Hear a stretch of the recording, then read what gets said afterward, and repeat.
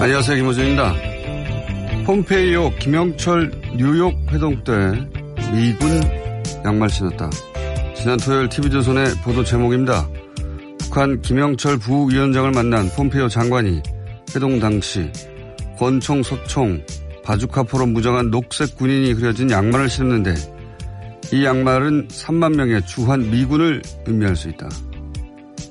이것은 폼페이오의 양말 정치라는 게 보도 내용입니다. 우선 그 양말은 미군이 신는 미군 양말이 아닙니다. 아미맨이라는 녹색 플라스틱으로 만든 미니어처로 미국 장난감 문화에서 빼놓을 수 없는 장난감 병정 시리즈를 그린 양말입니다.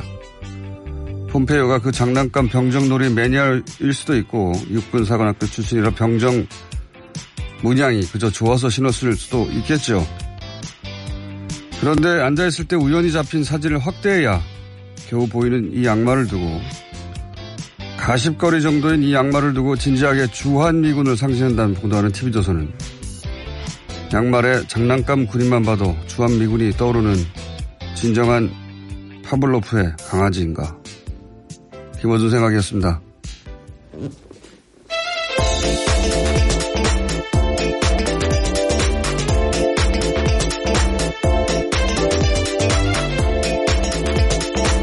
시사인의 그 보도 봤어요? 예, 봤습니다. 아, 대단합니다. 어떤 의미에서는 정말 대단합니다. 네, 그걸 그렇게 찾아냈다는 사실 자체가 굉장히 놀라웠는데요. 전 아무리 봐도 잘 모르겠던데. 그거는 제가 알기로는 그 미국 매체가 찾아낸 거예요. 예, 가십거리 정도로 찾아낸 건데, 근데 그걸 이제 미군 양말이라고. 미군이 신는 양말은 아니고요. 그냥 파는 겁니다. 아마존 가면 $10에 파는 양말이에요. 근데 왜 플라스틱 녹색 군인 있잖아요. 왜 이렇게 전쟁 놀이 할 때 세워놓고, 네. 예. 그거를 그린 거예요. 미군, 그리고 주한미군일 수가 없는 게 그때 쓰는 그 미군의 헬멧이 2차 대전 당시의 헬멧, 예. 지금 주한미군이 그걸 누가 씁니까? 예. 왜냐면 그때 나왔거든요. 이 장난감 시리즈가. 하여튼 그걸 보고 이 장난감 병정 세워놓고 하는 장난감 병정을 그린 문양이에요. 그게. 그 시리즈는 유명하죠. 아미맨이라고. 그걸 보고 양말 정치라고. 네, 기껏해야 가십 정도일 텐데 거기다 정치라는 단어까지 붙여서요. 좀 황당하긴 합니다. 양말 정치라는 정치 용어는 없어요. 미국에. 예. 삭스 어필이라는 말을 썼던데 그건 브랜드입니다. 어쨌든 대단합니다. 뇌가 한쪽으로 정말 단단하게 고정되어 있어요. 예. 하여튼 그런 보도가 있었고요. 그 보도를 만들어낸 이제 장면이 김영철 부위원장이 드디어 백악관에 간 거죠. 예. 네. 지난 1일에 갔습니다. 도널드 트럼프 미국 대통령이 6월 10일 싱가포르에서 김정은 북한 국무위원장과 만나겠다고 그 자리에서 공식적으로 밝혔습니다. 트럼프 대통령이 현지 시간으로 6월 1일에 백악관에서 김영철 북한 노동당 부위원장을 만나서 김정은 위원장의 친서를 받기도 했습니다. 그런 다음에 트럼프 대통령은 면담이 끝나고 기자들과 만나서 이렇게 밝힌 건데요. 6월 11일 빅딜이 시작될 것이라면서 이날 사인을 하진 않을 것이며 과정은 시작할 것이다 라고 이야기했습니다. 그러면서 회담이 여러 차례 이어질 수 있다라고도 밝혔는데요. 자신은 회담이 한 번이라고 말한 적이 없다면서 한 번의 합의가 성사된다고 하지 않았다. 결국에는 매우 긍정적인 결론에 도달할 것이다 라고 덧붙였습니다. 자, 요 회담 관련해서 의미는 저희가 정세현 장관과 사부에서 짚어볼 생각이고, 일단 이게, 김정은 위원장의 편지 전달식이거든요. 예. 네, 그렇죠. 굉장히 그 사진이 화제가 됐습니다. 예, 편지 전달식이지 이게 회담이 아니에요. 예. 회담이 아닌 이제 대리가 왔으니까 친서를 전달하는. 그래도 90분가량이나 면담을 하면서요. 꽤 긴 시간 이야기를 나눴습니다. 그러니까요. 편지 전달식인데 그래서 뭐 짧게 10분, 20분 할 줄 알았더니 90분 있었다는 건 서로 질문하고 답하고 뭐 준회담이 있었다는 얘기죠. 준회담이. 그리고 여기 이제 특기할 사항은 안보보좌관인데 볼턴이 참석을 안 했어요. 예. 네, 그렇죠. 볼턴이 참석하지 않았다는 사실 자체에 대해서는요, 미국 언론도 놀라고 있습니다. 당연하게 있을 거라고 생각하고 생방송에서 CNN조차도 볼턴이 있다라고 이야기했는데요. 뒤늦게 확인하고 이를 정정하게 됐습니다. 그러니까요. 예. 볼턴을 참석 안 했는데 직책상 꼭 참석해야 하는 직책인데 안보부장하니까. 그렇죠. 대외 정책을 총괄하고 조율하는 자리이기 때문에요. 굉장히 이례적인 상황입니다. 그것도 이례적이고 그리고 차량까지 이제 그 화면 전체 공개된데 보니까 차량까지 나와서 배웅을 해줍니다. 이거 보통 다른 나라 정상 아니면 트럼프 이렇게 안 하거든요. 예. 네, 굉장히 최고위급에게 하는 의전을 했다라고 볼 수밖에 없는 상황인데요. 또 관련해서 북한 관료들과 함께 사진까지 찍으면서 화기애애한 장면을 연출했습니다. 북한을 배려를 굉장히 많이 했어요. 예. 그거를 북한도 우리가 특별히 배려를 많이 했다는 걸 알도록 하기 위해서 예, 여러 가지 노력도 많이 했고.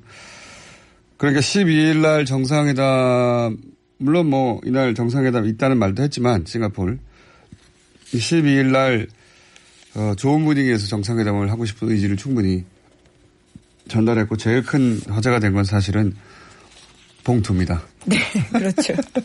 봉투가 굉장히 이례적으로 커서요. 미국 네. 내에서도 굉장히 화제가 됐습니다. 그러니까요. 패러디하는 사진도 굉장히 많이 나왔거든요. 그것보다 더 큰 봉투를 들고 행복해하는 트럼프 대통령 모습들이 화제가 됐습니다. 물론 패러디 짤인데요. 저 봉투가 크기가 저게 A4는 분명히 아니고요. A3 정도 되는 것 같은데요. 네, 굉장히 큽니다. 저렇게 큰 정도의 지금 미국에서는 봉투 크기가 예, 사람을 뒤엎을 정도, 사람이 거의 안 보일 정도의 봉투, 사진 이런 거 막 나오고 있습니다. 네, 패러디한 모습들인데요. 네. 워낙 저 모습이 인상적이다 보니까 미국 언론들도 거대한 봉투, 특대형 봉투와 같은 표현을 써가면서 친서 크기에 굉장히 큰 관심을 보였습니다. 그리고 왜 저렇게 큰 걸로 담았을까요? 그렇게 큰 종이에다 크게 썼을까요? 그건 아닐 것 같은데. 하지만 트럼프 대통령이 굉장히 만족한 표정을 짓고 있기 때문에요. 일종의 취향을 고려한 게 아닌가 싶습니다. 참 재밌습니다. 저렇게 큰 봉투. 제 생각에는 트럼프 대통령은 등치가 크고 그리고 이제 뭐 북한이 원래 이제 꼼꼼하니까 트럼프 대통령이 등치도 크고 그걸 들고 사진을 찍을 게 틀림없는데 등치에 비해서 봉투가 들었을 때 굉장히 작아 보일 것이다. 작아 보이면 김정은 위원장의 친서가 너무 왜소해 보이지 않겠느냐. 그러니 트럼프 대통령의 몸집을 생각해서 큰 봉투를 한 게 아닐까.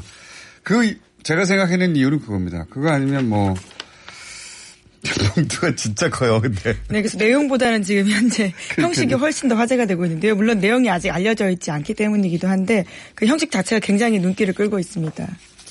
달력 크기입니다. 생각하시면 됩니다. 달력을 들고 있다. 그 정도 네. 사이즈인데. 또 백악관 스태프들이 공개한 그 사진에 따르면 트럼프 대통령이 그걸 들고 굉장히 환하게 웃고 있거든요. 네. 네, 뭔가 만족한 표정이다라고 느낄 수 있는데요. 어쨌든 그걸 들고 사진을 찍었을 때 그 봉투가 너무 왜소해 보이지 않도록 그러면 뭐랄까요. 김정은 위원장의 통 큰 이미지하고 너무 안 맞잖아요. 예. 저는 그래서 트럼프 대통령 몸집 사이즈 보고 예. A4를 들고 일반인들이 A4를 들고 있을 때 사이즈 느낌이 나도록 큰 걸로 보내지 않았을까. 예. 어쨌든 미국에서는 그게 가십거리로 아주 화제입니다. 네, 내용상으로 더 관심을 끌고 있는 건요. 종전선언과 관련돼서 트럼프 대통령이 언급했던 부분인데요. 트럼프 대통령은 북미 정상회담에 앞서 종전 논의가 있을 것이라면서 회담에서 종전선언이 나올 수 있다라고 밝혔습니다. 그러니까 6.12 회담에서 종전 문제 다루겠다라는 입장을 처음으로 밝힌 건데요. 이에 따라서 북미 정상회담 계기에 종전선언을 추진하기 위한 남북미 정상회담이 열릴 가능성도 있습니다. 이 이야기는 이제 문재인 대통령이 여러 차례 했었는데 구체적으로 남북미라고 얘기한 것은 지난 2차 남북 정상회담 직후에 네, 기자회견을 하면서요. 기자회견하면서 남북미가 정전선언을 하면 좋겠다는 취지로 말을 했는데 이제 이건 미국이 결정해 줘야 되는 상황이죠. 이제 우리가 회담을 하는 게 아니라 북한과 미국이 결정해야 하는 상황인데 북한은 뭐 원할 것이고 결국은 키는 미국이 쥐고 있는 것 같은데 그동안에 이 워딩의 변화를 볼 때 중국이 여기 참여한다는 게 변수가 아니었을까 싶어요. 예. 트럼프 대통령이 중국의 참여를 싫어한 게 아닐까. 예.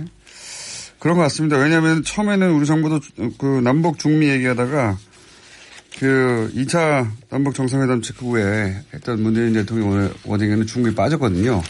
네, 공개적으로 트럼프 대통령이 중국을 견제하는 듯한 발언도 한 바가 있거든요. 그렇기 때문에 아마 그럴 가능성이 커 보이는데요. 이번에 종전선언 관련해서는 청와대에서는 즉각 환영한다라는 입장을 밝혔습니다. 남북 중미를 트럼프 입장에서 보자면 싫어할 수밖에 없는 게 남한은 미국이 미국은 남한이 설득하고 혹은 뭐 파트너로 나오고 북한은 중국이 설득하고 파트너로 나온 것처럼 사진에 보이잖아요. 예. 트럼프 대통령이 눈에 볼 때는. 자기가 다 주도했다는 모습이 보여야 되는데. 그런데 그래서 각각 북한의 파트너는 중국이고 남한의 파트너는 미국인 것처럼 보이는 그런 그림을 싫어하는 게 아닐까. 예. 트럼프 대통령의 사고방식에 대입해서 보자면. 그래서 중국을 빠지자고 하면 근데 우리는 좀 곤란하죠. 우리 입장에서는 어쨌든 가까운 이웃으로 같이 앞으로도 교육도 하면서 살아야 되는데 여기서 빠지라고 하는 게 우리 입에서는 나올 수가 없으니까 우리는 좀 곤란하겠죠. 어쨌든 뭐 그런 상황이 아닐까 싶습니다. 예, 현재. 자, 볼턴은 그래서 안 들어갔다는 거 미국에서도 화제가 됐고요. 화제가 되고 있습니다. 예. 그만큼 신경을 썼다라고 볼 수밖에 없는 상황인데요. 관련해서 김영철 북한 노동당 위원장은 어제 저녁 중간 경유지인 베이징에 도착했다라고 합니다. 김영철 부위원장이 뉴욕발 중국 국제항공편 타고요. 베이징에 내렸는데 아마 오늘 평양으로 들어갈 가능성이 높다라고 합니다. 그렇군요. 자, 그 양말 하니까 생각나는 게 캐나다의 트리도 발음이 잘 안 돼요. 트리도. 예, 총리. 예. 트리도 총리가 양말 외교라는 말을 탄생시킨 사람이긴 합니다. 양말 정치란 말은 없지만.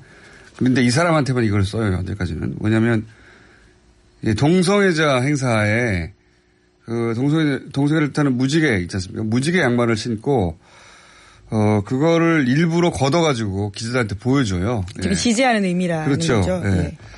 그 이후로 유명해졌는데 뭐 예를 들어서 나토 미팅에 갈 때 나토 깃발이 그려진 양말을 짝짝이 신고 갑니다. 색깔이 다른 걸 서로. 그런 식으로 일부러 자기의 지지나 뭐 소신 유머를 양말에. 예, 넥타이에서 하는 것을 일종의 양말에 한다라고 볼 수 있는 건데. 그래서 양말 외교라는 말이 이 사람 때문에 생긴 건데 폼페이오 양말은 카메라에 잡힐지도 몰랐어요.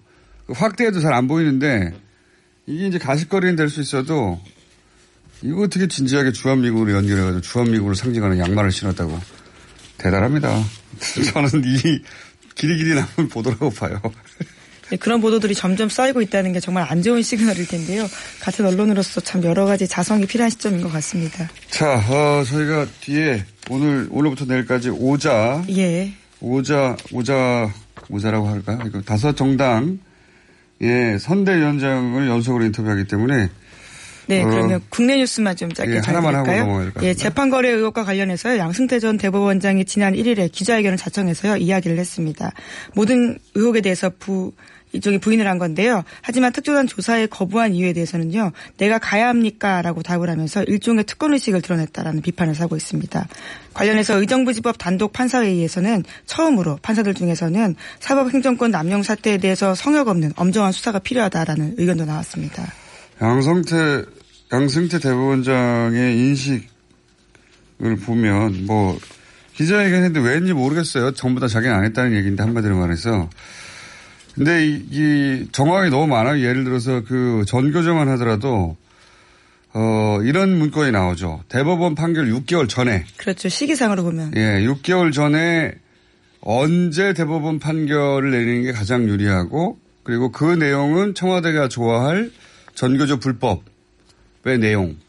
그걸 6개월 전에 이미 법원 행정처가 만들었어요. 문건으로. 판결이 내리기 전에 어떤 판결이 내릴지도 알고 어떤 판결이 내려져야 한다. 그리고 그걸 언제 내리는 게 가장 유리한가. 네. 그런 식의 일종의 그런 문건이 담합까지도 하고 있습니다. 있습니다. 예, 네. 그런 문건이 있어요.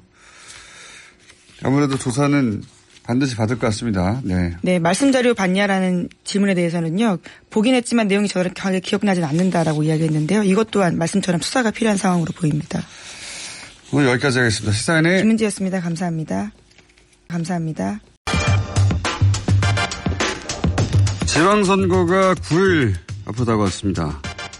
예, 오늘, 내일 이틀에 걸쳐서 각 당의 선거 전략, 목표 짚어보겠습니다. 우선 첫 번째 순서로 민주당의 이석형 공동선대위원장 전화 연결됐습니다. 안녕하십니까, 의원님? 예, 안녕하세요. 네, 오랜만입니다. 박근혜입니다. 네. 예. 공식 선거운동 이후, 어제가 첫 주말이었죠? 예. 그렇습니다, 어제.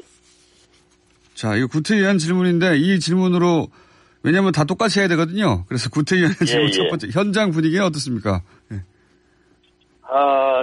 많이 좋다고 느끼고 있고요. 영남 지역에서도 호응이 참 커요. 영남 지역이요? 네, 우리가 이제 요새 전략은 이 문재인 대통령 평화행보 발목 잡는 그런 야당 심판해달라 이런 얘기들 하고 있는데 이미 국민이 다 알고 있어서 설득보다는 민주당 참 열심히 하는구나 이거 보여주는 게 전략이라면 전략입니다. 이번에 전략이 야당 심판입니까? 발목 잡는? 그렇습니다. 그런데 호남 지역은 조금 달라요. 거기는 자유한국당이 너무 약하기 때문에 예. 우리가 겸손하게 문재인 대통령 평화 행보와 또 남북 경협 위해서 열심히 하겠습니다. 지지해 주십시오. 이런 쪽이고요. 다른 지역은 그 야당 심판론이 잘 먹히고 있습니다. 잘 먹히고 있는지는 어떻게 아십니까?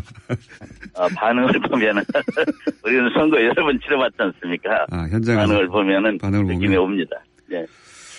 자, 다른 정당도 제가 비슷한 질문할 텐데 거기도 다 반응이 온다고 하긴 할 것 같은데요. 자, 그렇습니까? 처음에 보니까 예. 야당도 뭐 여당 심판하자고 그러대요. 그래서 예. 서로 심판 선거 같아요. 서로 심판 선거.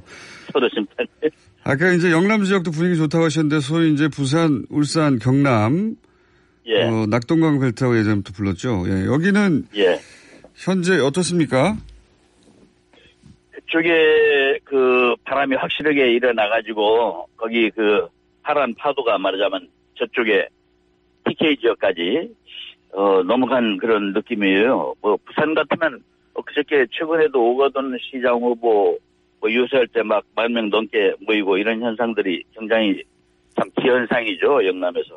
그런데 부산, 경남, 울산 우리가 이기고 있고 그 넘어가서 제가 며칠 전에 경북을 갔었습니다. 우리가 약하다고는. 예. 경북이 포항이 또 이명박 정권의 상징성 있는 지역이잖아요. 거기서도 우리 시장 후보가 2% 미만의 차이로 박빙 추격을 하고 있더라고요.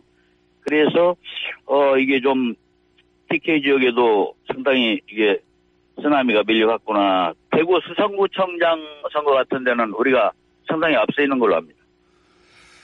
그 지지율 수치는 뭐 여론조사 기관마다 다 다르기 때문에 네, 수치를 말씀하실 때는 그렇게 감안할 수 있겠습니다. 네.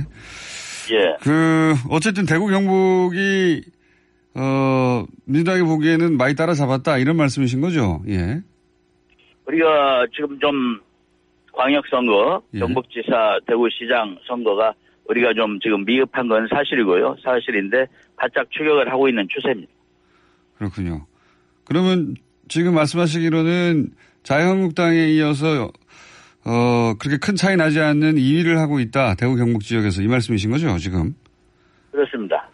예. 이 대구 경북 지역에서 그래서 지자체장급에서 누군가 당선될 수 있다고 민주당에서는 보십니까? 대구 경북에서요? 예. 앞으로도 뭐 거의 9일인가 남았기 때문에 좀 더 예. 움직임을 봐야 알겠고요. 흐름을 봐야 알겠습니다. 아직은 이렇게 단언하기는 어렵습니다. 예. 그렇지만 여기 이제 어떤 전략이냐, 이게 여기까지 가서 지원 유세를 강력하게 하느냐 아니냐의 문제잖아요. 예. 그럴 계획까지는 없습니까? 중앙당 차원에서. 대구 경북도 지원 유세를 이미 시작을 해서 하고 있습니다. 그래서 좀 더 그쪽이 앞으로 강화를 해야 하지 않나.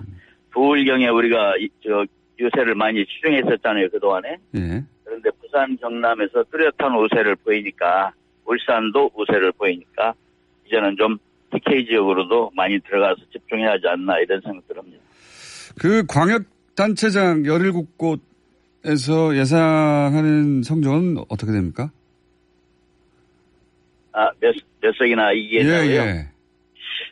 글쎄 정말 다시 한번 얘기지만 선거는 투표하면 열어봐야 하는 것이고 예. 살아 움직이는 생물처럼 자꾸 변하니까 알 수 없지만 지금으로서는 현재로서는 14곳에서는 우리가 앞서고 있는 것 같이 느끼고 있습니다. 14곳이요?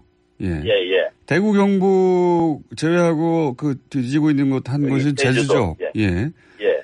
그 소속. 예. 제주도는 어떻습니까? 오늘 우리가 이따 10시에 우리 선대위원회를 제주에서 열기로 해서 지금 비행기 타러 가는 중입니다. 공항에. 그런데 예. 제주도 우리가 지금 많이 따라 올라가고 있다 이렇게 알고 있습니다. 정말요? 그런 여론을 그런데 제주는요. 예, 예. 저쪽 원희룡 후보가 자꾸 예. 지금 바른미래당 탈당으로 무석으로 나왔잖아요. 네. 그런데 뭐 당선하면 민주당으로 오겠다 자꾸 그런 얘기를 한다네요. 그래서 그러니까 이제 어정쩡한 민주당 그래요? 그러면 그래서 거기다 찍으려고 하는 지지자들이 지금 지지율이 높은 이유가 그게 큰 이유다 이런 얘기들 해요. 근데 그거는 정치 도의상 안 맞는 얘기입니다. 왜냐하면 예. 우리 쪽에도 사람 있는데 그걸 뭐 올라고 한다 해서 그걸 다 받아주겠습니까? 그럼 지금 말씀은 원희룡 후보가 현재 무소속인데 그 제주도에서 민주당의 지지율이 높으니까 민주당 소속이 아닌 게 예, 걸림돌이 된다 싶어서 당선 후에는 민주당에 입당할 수도 있다. 자꾸 그렇게 하는데 반칙이죠. 정치 도의상도 안 맞고. 그리고 민주당이라는 우리 당이 아무나 온다고 하면 받아주는 당 아니잖아요. 당선되고 바른미래당 하다가 내나 하고 있다가 선거 며칠 전에 임박해가지고 바른미래당 인기가 없으니까 탈당하고 무소속 나왔잖아요. 또 옛날에 뭐라고 했습니까? 4.3 위원회 폐지법 MB 때 4.3 위원회 폐지법 낼 때 같이 공동 발의했잖아요. 제주도 4.3 아픔을 외면하고 그런 사람을 우리가 받아주겠습니까? 글쎄 그 받아줄지 안 받아줄지 문대림 후보밖에 없습니다. 그건 알겠는데 받아줄지 안 받아줄지는 나중에 말씀하시고요. 어쨌든 지금 당장 그건 선거 전략일 뿐이다 이렇게 말씀하시는 거. 그 말이죠. 예. 알겠습니다. 실제 그래서 우리가 오늘 가서 확실하게 하려고 합니다. 제주 가가지고 우리는 문대림 후보밖에 없다. 안 받아준다. 이걸 해보려고 합니다. 안 받아준다. 네. 입당 신청서를 내야 받아준지 안 받아준지 하죠. 그거는 원희룡 후보에게 먼저 물어봐야 될 얘기인 것 같습니다. 제가 한번 물어보기로. 아니요. 거기는 내겠다고 자꾸 하니까 그걸 그래서 민주당 지지자들 표를 좀 끌어가고 있는 상황이거든요. 알겠습니다. 야권 단일화 특히 서울에서 김문수 안철수 후보의 단일화는 이루어질 거라고 보십니까? 그걸 될 거라고들 얘기 많이 하던데요. 현수막도 뭐 같은 내용으로 걸었다라 하면서. 근데 저는 안 될 걸로 봅니다. 왜냐하면 단일화라는 건 둘 중에 한쪽은 희생을 해야 되는 게 단일화 아닙니까? 그런데 그러면 단일화해가지고 생산이 있어야 이길 것 같아야 그 아픔을 감수하고 단일화하는 건데 지금 각종 여론조사 나온 거 보셨잖아요. 저기 김문수 안철수 씨 거 합편화도 박원순 시장 절반도 안 되지 않습니까? 그런데 단일화가 이루어질 수 없죠. 그런 상황에서. 왜냐하면 단일화 해봤자니까. 실제 극적으로 단일화되면 또 그게 이제 효과가 있을 수도 있지 않습니까? 지금은 뭐 가상 질문이니까. 그런데 그 여론조사 나오는 거 보면은 그 단일화에다가 또 무슨 거기 플러스 효과 이런 걸 감안해도 승산이 없는 그런 게임입니다. 그리고 단일화한다고 양쪽 표가 똑같이 합해지는 것도 아닙니다. 일부는 또 탈락합니다. 그건 항상 그렇죠. 그래서 우리 정치 경험으로 보면은 승산이 있을 때 단일화 하더라. 그걸로 보면은 자기들이 자기 색깔을 가지고 그냥 나가는 게 지더라도 그렇게 떳떳하게 치는 게 나을 거다. 이렇게 보고 제가 예언하기는 단일화 안 됩니다. 안 되기를 바라시는 게 아닙니까? 안 되기를 바라는 게 아니고요. 단일화 다시 말씀드리지만 단일화 해봤자 합게임인데 대체 정치개념에서 나오는 얘기입니다. 알겠습니다. 자, 그럼 투표율은 어느 정도 예상하십니까? 투표율이요? 예. 투표율이 높아야 되죠. 60%는 어떻게 넘어야 하지 않겠습니까? 그렇게 그러나 정확한 전망은 아직은 못하고요. 60% 정도는 넘어갈 거라고 보시는 거죠? 예. 예. 알겠습니다. 저희가 직접 모시고 얘기를 나눠야 재밌는데 다 똑같이 배분해서요. 예. 선거 직전에 저희가 한번 쭉 모시겠습니다. 스튜디오로. 오늘 말씀 감사합니다. 예, 감사합니다. 네. 지금까지 민주당의 이석형 공동선대위원장입니다. 계속해서 바른미래당 김관영 전북 도당 선대위원장 전화 연결됐습니다. 오랜만입니다, 의원님. 예, 안녕하세요. 김관영입니다. 예, 공통 질문입니다. 현장 분위기는 어떻습니까? 예, 현장 분위기, 예. 당초에 알려진 정당 지지율이나, 예. 이런 것에 비하면은 또 돌아다니니까, 네. 그거보다는 좀 나은 것 같습니다. 예. 그래요? 좀 살아나고 있는 느낌을 좀 봤습니다. 예. 김관영 의원이 아직도 국민의당인 줄 아시는 분들이 있는 거 아닙니까? 국민의당이 이름이 이제 통합이 돼서 바른미래당으로 바뀌었는데, 예. 이제 오해들이 있습니다. 당을 왜 옮겼냐, 이렇게 말씀하시는 분도 계시고, 예. 그래서 좀 더 알려야 되는 그런 입장이기도 합니다. 예. 김관영 의원은 이제, 호남에서는, 예. 지명도와 인기가 상당한 분이셨는데, 호남을 바른미래당이 떠났다, 이렇게 호남 민심이 받아들인 측면이 있지 않습니까? 예, 그런 면이 있습니다. 그게 이제 오해인데요. 저희가 과거 국민의당이 호남을 배제했다, 버렸다. 그래서, 일부 의원들이 또 통합하는 과정에서 나가서 별도 호남 의원님들이 민주평화당을 창당하다 보니까 그분들이 또 집중적으로 바른미래당에 남아있는 국민의당 과거 사람들을 집중적으로 이제 공격하고 이렇게 하는 과정에서 마치 그분들이 호남을 지키는 분들이고 바른미래당에 계신 분들은 남아있는 분들은 호남을 버린 양 그렇게 그분들이 이제 공격을 하다 보니까 좀 그렇게 오해하시는 분들이 계신데요. 저희가 호남을 버릴 이유가 뭐가 있겠습니까? 호남을 기반으로 해서 좀 더 유엔을 확장하자, 영남하고도 힘을 합치자 이런 취지로 이제 저희들이 통합을 하게 됐는데 어쨌든지 그런 점들에 대해서 오해가 있으신 유권자들을 설명을 하면서 또 잘 설명을 드리면은 오해가 많이 풀리시고 또 응원을 해주십니다. 예. 슬로건은 혹은 전령은 뭡니까? 민주당에서는 야당 심판이라고 하던데요. 예, 저희는 망가진 경제 다시 세우겠습니다. 저희 당의 슬로건이고요. 예. 저희가 사실 지금 문재인 정부가 이 대외 관계나 남북 관계에서는 상당한 진전을 지금 보이고 있는 것은 사실인데요. 지금 경제가 사실 굉장히 좀 걱정이 많이 됩니다. 의견으로 지금 반도체 부분을 빼면 우리나라 전체적인 산업이라든가 구조적 문제라든가 모든 면에서 지금 적신호가 오고 있는데 이 부분에 관해서 조금 방향을 잘못 잡고 있는 듯한 느낌을 가질 수밖에 없고 그래서 저희가 그런 부분을 집중적으로 말씀을 드리고 대안 세력으로서 경제에 관한 대안 세력으로서 바른미래당을 집중적으로 유권자들에게 설명을 드리고 있습니다. 예, 알겠습니다. 근데 유승민 지금 대표는 TK 지역에서 주로 유세를 하시는 것 같고, 안철수 가장 상징적인 두 분, 안철수 후보는 서울 지역에서 유세를 주로 하시는데 나머지 지역은 어떻게 합니까?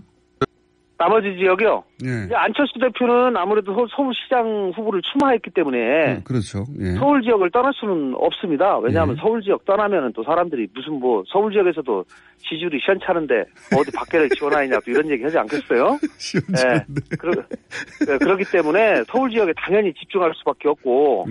저는 또 서울 지역에 집중하면, 또 상당한 성과가 있을 것이라고 저는 생각합니다. 그리고 나머지 박주선 대표라든가 또 손학규 대표가 전 대표님이 지금 공동 선대위원장을 맡고 계시기 때문에 손학규 선대위원장님과 유승민 대표 또 박수선 대표 세 분이 주로 집중적으로 전국을 돌아다니면서 커버하고 있는 것이죠. 이 안철수, 김문수 두 후보 단일화 가능성은 있나요? 단일화를 인위적으로 해가지고는 저는 쉽지 않다고 생각하고요. 또 그것이 국민들에게도 그렇게 바람직스럽게 보여지지 않을 겁니다. 지금 이제 누가 이 선거에서 이기기 위해서 누구가 단일화하고 이런 것에 국민들이 별로 좋아하지 않거든요. 저는 사실은 자유한국당이 이번 선거에서는 서울시장 후보에 대해서 저는 과감하게 저는 사퇴를 해야 된다고 생각합니다. 이 국민들께 그동안 지은 죄를 위해서라도 정말로 사죄하는 마음으로 이번에는 우리가 후보 내지 않고 열심히 우리가 자성하겠습니다. 그런 자세를 갖는 것이 더 맞지 않는가 싶고 그런 차원에서 자연스럽게 후보 단일화가 됐으면 좋겠는데 그건 뭐 또 후보들 김문수 후보 생각이 어떻게 될지는 모르겠습니다만은 그런 바람을 가져봅니다 개인적으로.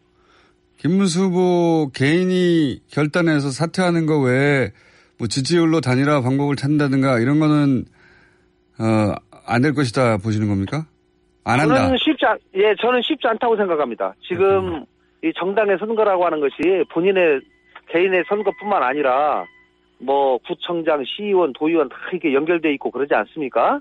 예. 그렇기 때문에 본인이 쉽게 이렇게 움직일 수 있는 상황은 아닌데 사실은 저는 제가 금방 말씀드린 대로 자유한국당이 그런 스스로. 책임 있는 자세를 보이는 것이 오히려 중장기적으로 자유한국당에 더 도움이 되지 않을까 생각을 하고 있습니다만은 뭐 그거는 전적으로 최종적으로는 그 자유한국당이 판단할 문제라고 생각합니다. 그럴 가능성이 있을까요? 그렇게 생각하면 아예 출마 안 하지 않았을까요? 물론 그렇죠. 네. 뭐 제가 지금 그런 가능성이 얼만큼 있다라고 그런 차원에서 근거를 가지고 말씀드리는 것은 아니고요. 예. 그러나 뭐 마지막까지 저는 좀 그런 희망을 가지고 있는데 뭐 보수적으로 생각을 하고 전부가 출마한다고 생각하고 선거운동은 해야 된다고 또 생각합니다. 이건 어떻습니까? 지금 바른미래당의 지지율이 이제 생각만큼 많이 나오지 않는 건 사실이니까 호남에서는 민주평화당과 영남에서는 자유한국당과 막판에 선거연대를 이룰 수도 있다. 이런 전망들도 있거든요. 이것도 가능성이 있는 이야기입니까? 그 가능성 없습니다. 예, 제가 볼 때는 그렇게 하려면 진작했지요. 이 선거라고 하는 것이 이 후보 등록하고 선거운동원들 다 뽑아가지고 선거운동 시작하면 이게 쉽게 못 그만둡니다. 예, 뭐 저희가 과거에 호남에서라도 민주평화당과 바른미래당이 좀 연대를 하자 예정 생각해서 그런 얘기도 있었습니다만은 조금 논의가 일부 시작되다가 뭐 서로 양당의 그런 입장 차이 때문에 중단된 것으로 제가 알고 있습니다. 예정이 남긴 남았어요? 서로? 예정이 있지요. 특히 뭐 선거는 과정에서 너무 힘드니까 이 의원님들끼리도 만나면 이거 다시 합체하는 거 아니냐 이런 얘기도 많이 합니다. 그 말씀 하시니까 드리는 말씀인데 혹시 후회는 없어요? 저는 바른정당과 국민의당이 합치는 것에 대해서 저는 대한민국을 위해서 저는 바른 방향이라고 저는 생각을 했었고요. 당시 국민의당의 의석이 40석이고 바른정당이 20석이기 때문에 40석과 20석이 합쳐서 60석을 만들면 중도 세력 캐스팅보트, 확실한 캐스팅보트 역할을 할 수 있고 저는 중장기적으로는 이 60석을 가지고 민주당하고 연정해야 된다라고 저는 주장을 했기 때문에 그런 방향이 저는 옳다고 생각을 했습니다. 그러나 뭐 과정에서 여러 가지 의사소통의 문제라든가 이런 것들 때문에 일부 의원들이 떨어져 나가고 이렇게 당이 갈라졌는데 그 점에 대해서는 굉장히 아쉽게 생각하죠. 예. 생각하셨던 모습과는 조금 다른 결과가 나와서 이 얘기는 따로 하죠. 그런 것 같습니다. 저희가 합쳐지면 이 정도 지지가 나올 것이다라고 이제 예상도 하고 그런 기대를 가졌었는데 그런 기대가 또 처음부터 중간에 민주평화당이 생기면서 이제 탈당을 하면서 그런 지지가 제대로 형성이 안 되다 보니까 아무래도 서로 또 실망이 좀 생기고 등등 여러 가지 과정상의 이런 문제들 때문에 당초 예상했던 지지율이 나오지 않아서 지금 여기까지 왔는데 저는 어쨌든지 방향은 대한민국의 발전을 위해서는 꼭 필요한 과정이었지 않나 싶습니다. 예.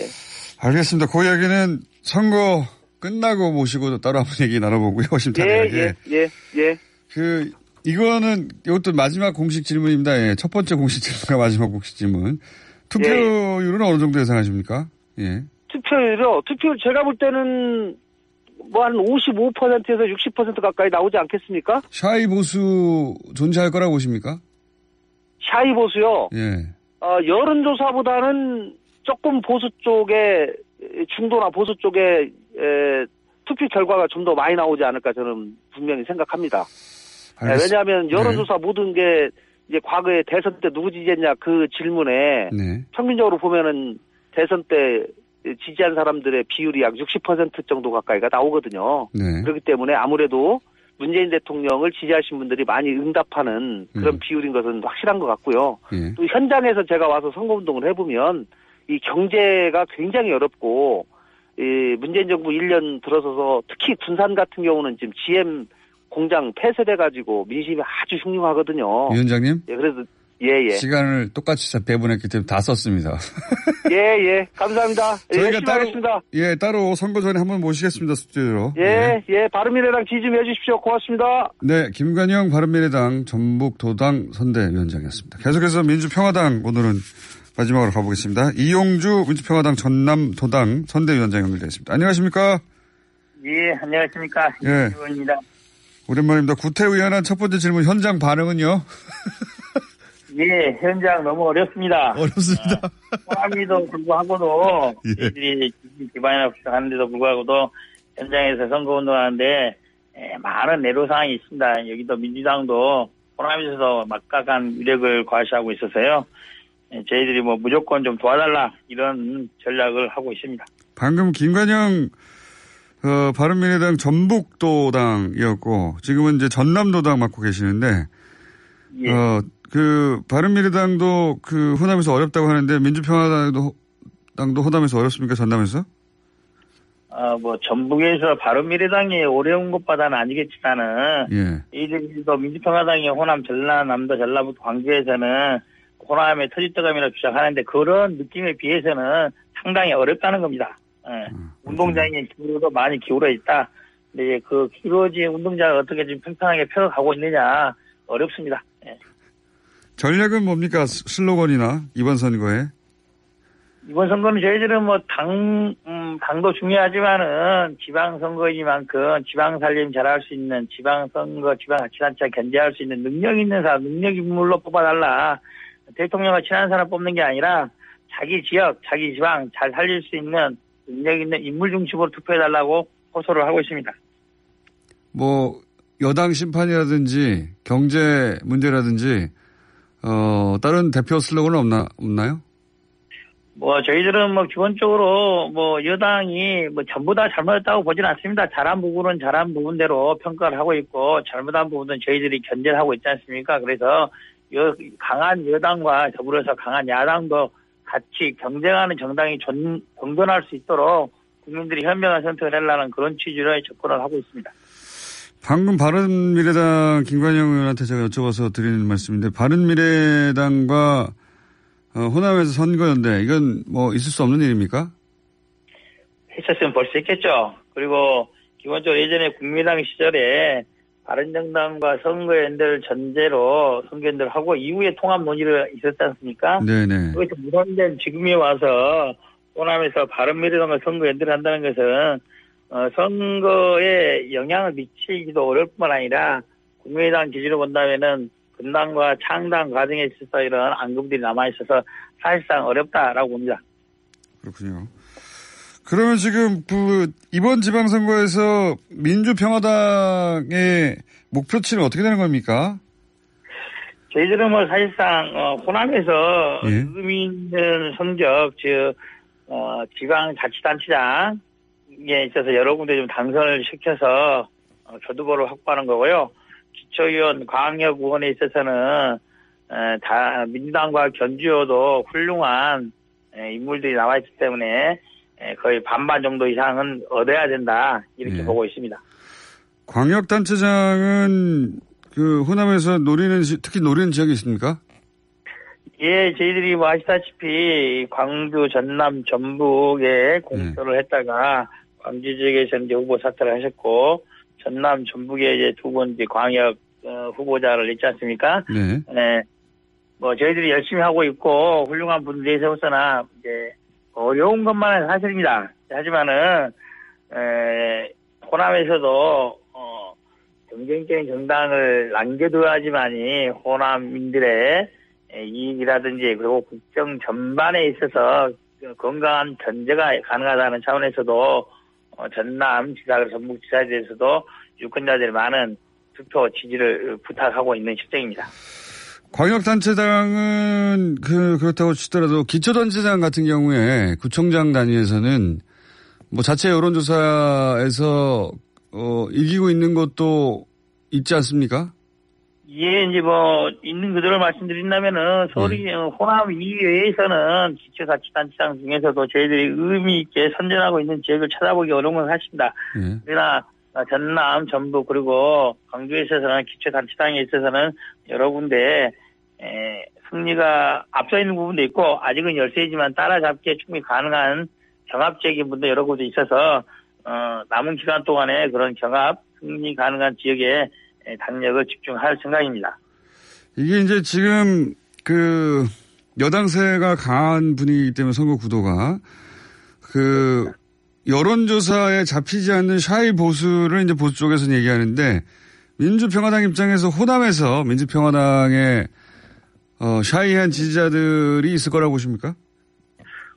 저희들로 샤이한 지지자들이 있겠죠. 샤이한 지지자들이 있으나 그분들은 호남에서 샤이한 민주생활 지지하는 사람들은 다 드러내놓고 지지를 하고 있는 실정이어서 그 사람 그대로는 투표장에 나와서 투표하실 거라고 봅니다.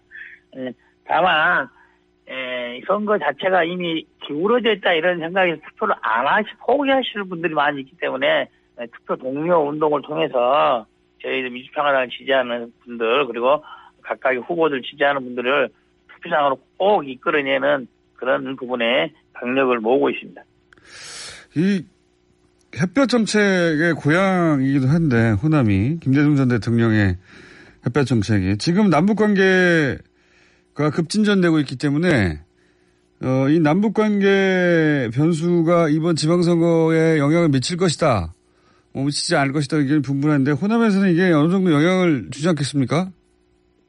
미치겠죠. 미친다는 것은 지금 하고 있는 문재인 대통령의 주도를 하고 있는 북미 정상회담이라든지 남북 정상회담 이런 것들이 지방선거를 겨냥해서 한 건 아니겠으나 그러한 변화가 긍정적이고 발전적인 부분이기 때문에 호남의 많은 유권자들은 그에 대해서 박수를 보내고 있는 것이죠. 또한 그 시점이 지방선거 전후에 있기 때문에 원든 원하지 않든 간에 여당에 좀 더 호의적인 여론은 조성될 거라고 봅니다. 하지만 이제 저희 당은 그러한 정책 방향에 대해서 원칙적으로 동감하고 있고 잘된 부분은 역시 이루어지고 있는 그런 부분이기 때문에 그러한 평화 공존 정책이 정착하기 위해서도 건강한 야당이 같이 살아남아야 된다. 즉 이러한 전략을 후보자들이 유권자들에게 설득을 하고 있는 실정이죠. 요 질문 하나만 더 하고 마지막 공식 질문 투표율 얘기할게요. 투표율이 마지막 공식 질문인데요. 선거 이후에 정계 개편 얘기하는 사람들이 많이 있습니다. 보수 진영에서 이건 제가 내일 자유한국당에 물어볼 질문이긴 한데 이 민주평화당 입장에서도 선거 이후에 정계 개편 이야기가 나올 수밖에 없지 않습니까? 그런 정계 개편 이야기는 세 가지 방향에서 이야기가 되는 것 같습니다. 하나는 자유한국당이 선거 끝나기 위해서 당 대표 선거가 당이 쪼개지냐 그 문제가 하나 있고요. 또 하나는 저희 이제 민주평화당을 두고 하는 거죠. 소위 선거 결과에 따라서 민주당에 합당되거나 흡수되는 거 아니냐 이런 논의가 있고 또 하나는 이제 바른미래당이 선거 과정에서 이루어졌던 내용을 본다면은 당연히 분당되는 거 아니냐. 그럴 때 그런 소속 의원들이 어느 쪽으로 이동하느냐에 따라서 정계 개편이 이루어지지 않느냐는 것입니다. 저는 이 세 가지 중에 첫 번째 자유한국당과 두 번째 민주평화당에 대해서는 큰 영향이 없을 것이다 보고요. 바른미래당에 대해서는 이번 지방선거 과정에 있어서 나타났다시피 국민의당과 바른정당의 화합적 결합이 이루어지지 못하고 한집동 부가족 동거 형태이기 때문에 동거 과정의 사이가 좋아야지 오래가는데 티격태격 하지 않습니까? 그래서 이게 좀 분당되거나 분란이 일어나지 않을까라는 추측은 해봅니다. 그러니까 민주평화당은 큰 변화가 없을 것이고 바른미래당은 분당될 가능성이 있다 이렇게 보시는 거군요. 예. 그렇지 않나 싶습니다. 예. 단일화는 될 거라 보십니까? 연정선상에서 서울시장? 서울시장 단일화 어려운 겁니다. 안 될 겁니다. 안 될 거라 보시고요. 네. 자유한국당이나 바른미래당에서 단일화할 만한 후보들 간에 할 만한 이유가 없는 것이고 단일화라는 건 해서 1등을 하려고 하는 것이 2등 하려고 단일화하는 건 아니지 않습니까? 그리고 2등, 3등 간에도 현장 격차가 있으면 되겠으나 그렇지 못한 상태를 보이고 있고 어렵다 이렇게 봅니다. 알겠습니다. 이게 이제 마지막 공식 질문이다. 투표율은 어떻게 전망하십니까? 그럼 투표율이 그렇게 높지 않을 거라고 봅니다. 사람의 많은 유권자들이 이번 선거 기울어진 선거 결론은 낮다 이렇기 때문에 핫한 선거가 아니어서 뭐 55에서 57 정도 이 정도 왔다 갔다 하지 않을까 싶습니다. 60은 미치지 못할 거라고 보시는군요. 그렇습니다. 알겠습니다. 오늘 여기까지 하고요. 저희가 따로 시간 마련해서 선거 전에 한번 스튜디오 모시겠습니다. 오늘 말씀 감사합니다. 네, 감사합니다. 네, 이용주 민주평화당 전남도당 선대위원장이었습니다. 내일은 자유한국당 정의당 선거 전략 들어보겠습니다. 북한 김영철 부위원장이 트럼프 대통령을 만났죠. 네. 그리고 북한이 군서열 1, 2, 3일을 또 모두 교체했습니다. 어떤 의미가 있는지 종합적으로 남북미 관계 짚어보겠습니다. 이 분야 국내 최고의 전문가 정세현 전 장관 전화 연결되어 있습니다. 안녕하십니까, 장관님. 예, 안녕하세요. 지난 월요일 딱 일주일 전에 예상을 하셨는데 이제 김영철 부위원장이 중국 거쳐서 미국 갈 수 있다. 근데 그대로 됐어요. 이거 어떻게 맞추셨습니까? 어쩌다 그렇게 된 거예요. 아니, 어쩌다가를 너무 많이 맞추세요. 아니, 근데 정상회담을 하려면 네. 트럼프가 한번 깰 것처럼 했기 때문에 그걸 다시 이어놓으려면 판문점과 싱가포르에서 실무회담을 한 그 결과를 가지고 직접 트럼프 대통령과 좀 만나가지고 폼페오를 만나든지 그리고 간 김에 친서도 가지고 가야 된다고 생각을 해서 이게 좀 경로야 뭐 어차피 중국을 거쳐서 가야 되는 거고 직항으로 못 가니까 그것뿐이에요. 그것뿐이라고 말씀하시는데 그 전에 그런 이야기를 한 전문가가 아무도 없기 때문에 그것뿐이라고 이제 말씀하시지만 그걸 예상하고 읽어낸 분이 이제 정세현 전 장관밖에 없어서 지금 요즘은 한반도 문제의 현자, 한반도의 현자로 등극하셨습니다. 그런 말씀 들을만 하신 게 최근에 이 남북 북미 관계 관련해서 이야기하신 것 중에 그대로 되지 않은 게 하나도 없어요. 그러지 마요. 그러지 마. 이제 틀리길 바라며 질문 드립니다. 네. 한두 개는 틀리셔야 되는데 많은 사람들이 궁금해하는 게 문재인 대통령이 과연 싱가포르로 가느냐, 남북미 종전선언을 하느냐. 근데 이 관련해서도 사실은 진작에 거의 한 달 전에 갈 가능성이 높다고 하셨었어요. 지금은 어떻게 보십니까? 근데 그때는 뭐 중국도 가는 걸로 생각을 하고 그렇게 되면은 사자가 종전선언을 할 수 있지 않겠는가 싱가포르에서 네.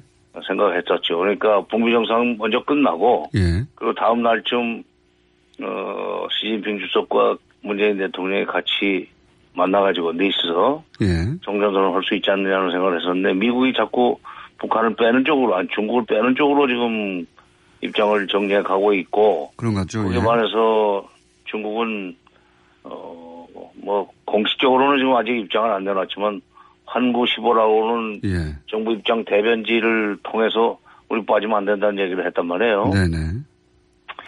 그래서 지금 문제가 생겼습니다. 문제가 생겨서 문재인 대통령이 가는 문제는 중국이 빠져주기로 결심을 해야 되는 건데 그걸 아마 지금 누구죠? 김영철 부위원장이 지금 베이징에 들어갔으니까 오늘 아마 빨리 가더라도 오늘 오후에는 갈 거예요. 비행기가 평양에서 떠나가지고 베이징 왔다 이제 돌아가는 식으로 돼 있기 때문에 오후 뭐 한 2시나 돌아가나 모르겠어요. 근데 그 사이에 어저께 밤부터 오늘 오전 사이에 중국 지도 보고 그 문제를 얘기를 해서 거기서 결론이 나면 좋다. 이번에 우리가 빠진다.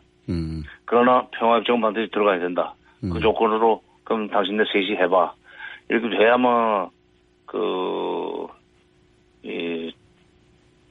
문재인 대통령이 갈 수 있겠죠. 13일 오전쯤 가든지 11일 밤에 들어가든지 해서 종전선언에 참여할 수 있으라고 봅니다. 그러니까 그런 가능성은 있지만 그러자면 중국의 양해가 있어야 되는데 그게 아마도 김영철 부위원장이 트럼프 만난 이후에 중국에 잠시 머무는 동안 그런 얘기를 하고 그게 만약에 양해가 되면 그렇게 이루어질 것이다. 이렇게 보시는 거군요. 그런 것 같아요. 그런 것 같아요.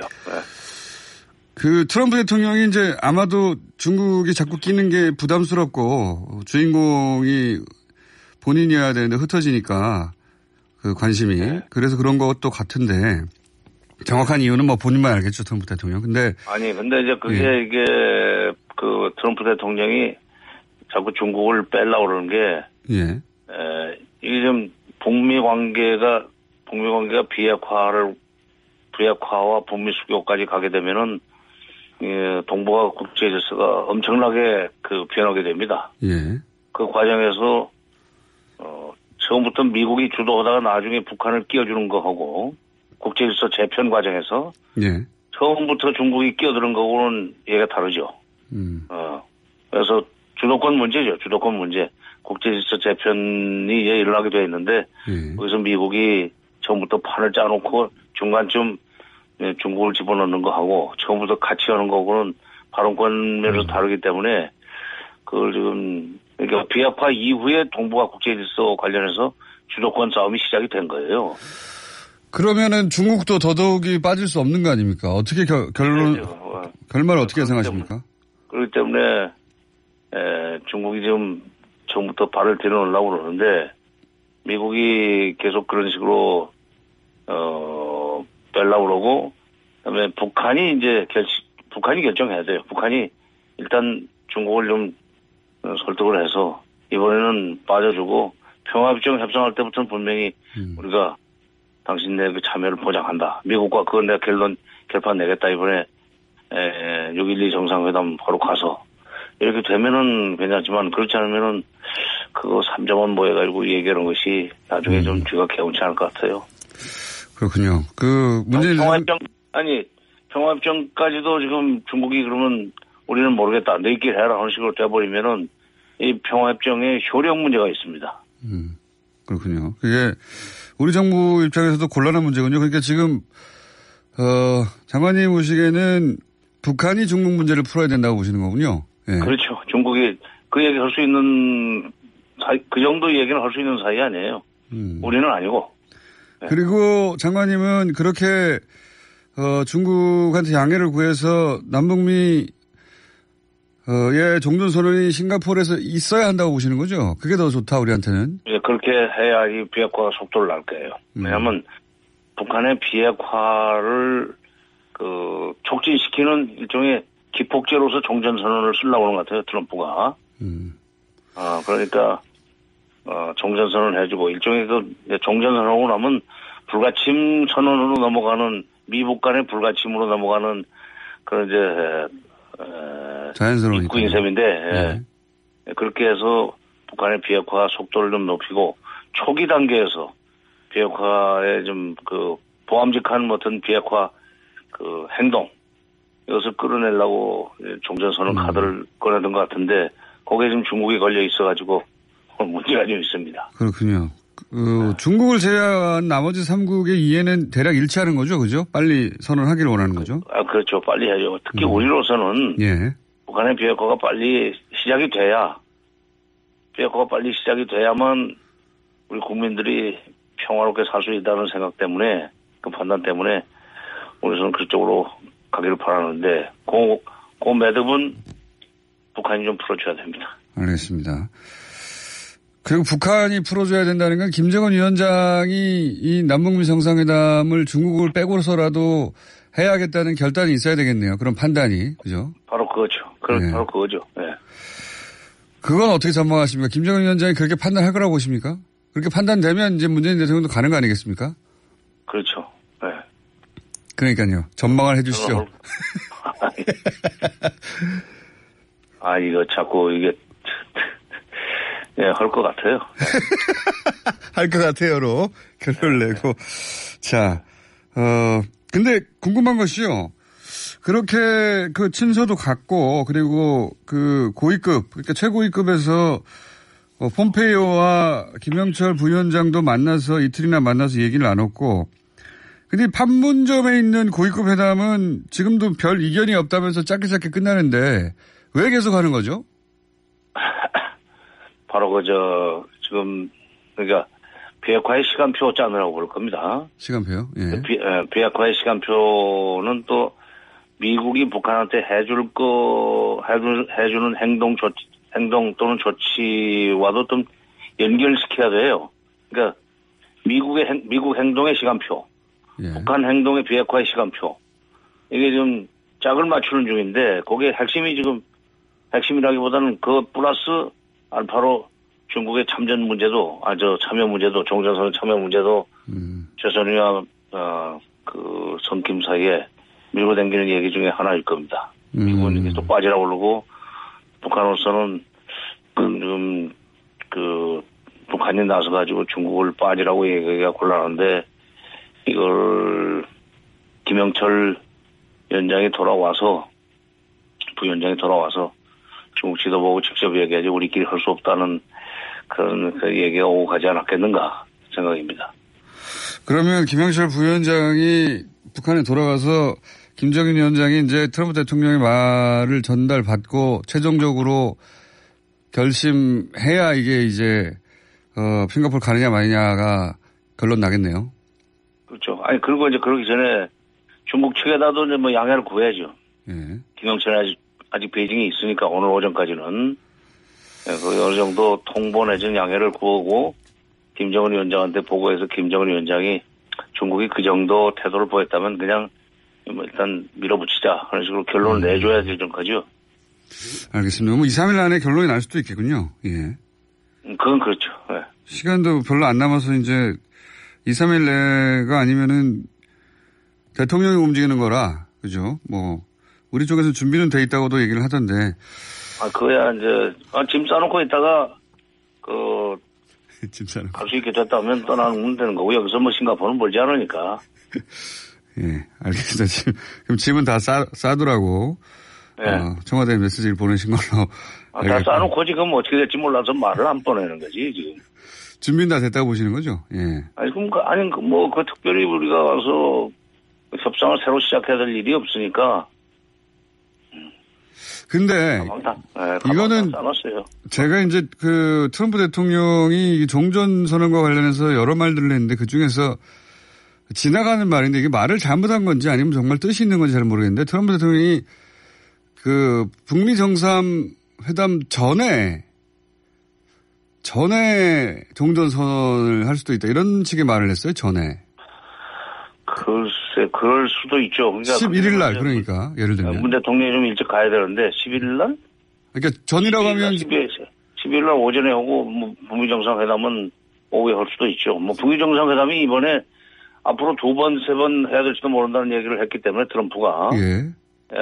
그렇기 때문에 1차 정상회담은 그렇게 시간 안 끌고, 원칙적인 합의, 일괄 타결, 이 정도 하고, 그 다음에 구체적인 단계적 이행 문제는 다음에 만나서 얘기하자 하는 식으로 밀어놓을 수가 있죠. 그렇게 되면 오전에 종전선언을 할 수가 있는데, 종전선언을, 그러니까 미북 불가침의 입구로 양자가 다 합의를 한다면, 그런다면 오전에 할 수 있고, 그 다음에 오후에 불가침 선언 문제를 어떻게 할 것인가 하는 얘기를 북미 정상회담에서, 논의하고 그걸 공동 포도문이든지 합의문에 넣을 수는 있죠. 그러니까 종전선언은 어차피 정치선언이기 때문에 종전선언을 먼저 해놓고 북미 정상회담을 하는 것도 가능할 수도 있다 이렇게 보면 돼요.